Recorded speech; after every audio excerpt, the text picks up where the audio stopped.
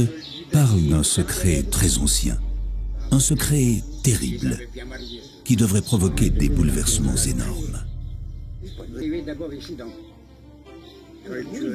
Quelques habitants se sont rassemblés devant la villa de leur curé.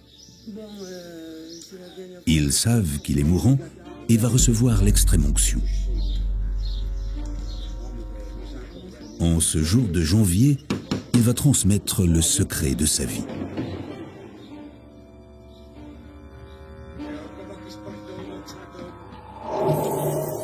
On raconte que des puissances occultes s'efforcent depuis des siècles de dissimuler ce secret au public.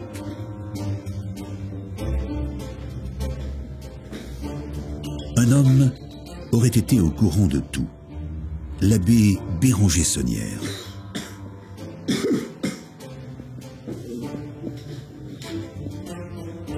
Ce que le prêtre agonisant confie à son confrère est un choc pour ce dernier. Un secret qui changerait le monde s'il devait être découvert.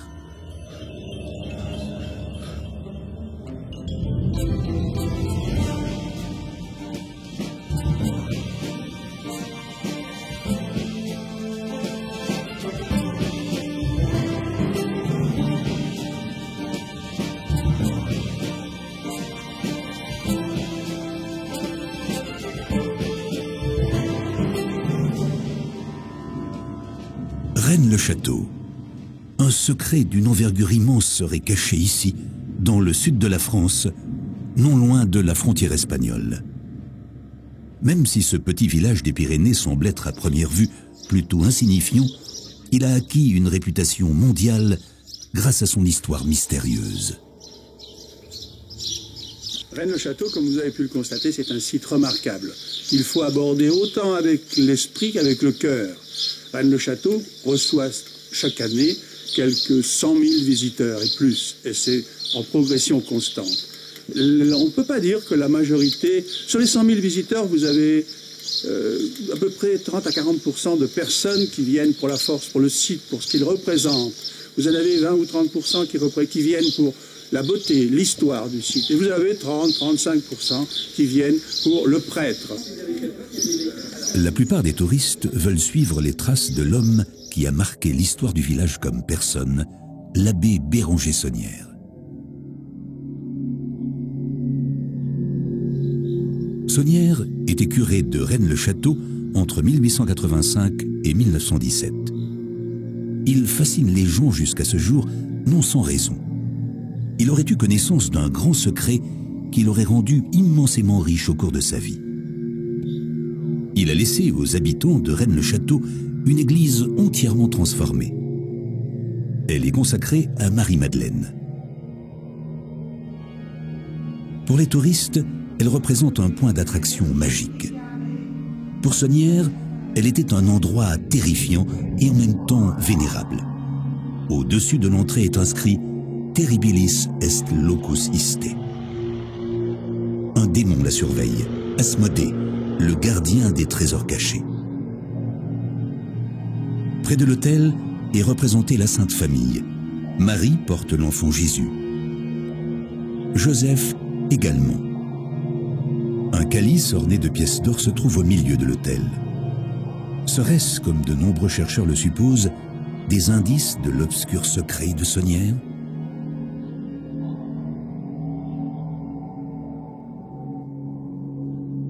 L'intérêt mondial pour ce village insignifiant des Pyrénées débute à la fin des années 60. Un demi-siècle donc après le décès de Saunière, avec le livre « Le trésor maudit » de Rennes-le-Château. Ce livre de Gérard de Sède, le premier écrit sur l'affaire de Rennes-le-Château et de l'abbaye Saunière, va inaugurer une véritable saga de cette histoire qui va devenir probablement une des premières énigmes de l'histoire de notre pays, de l'histoire mystérieuse de notre pays.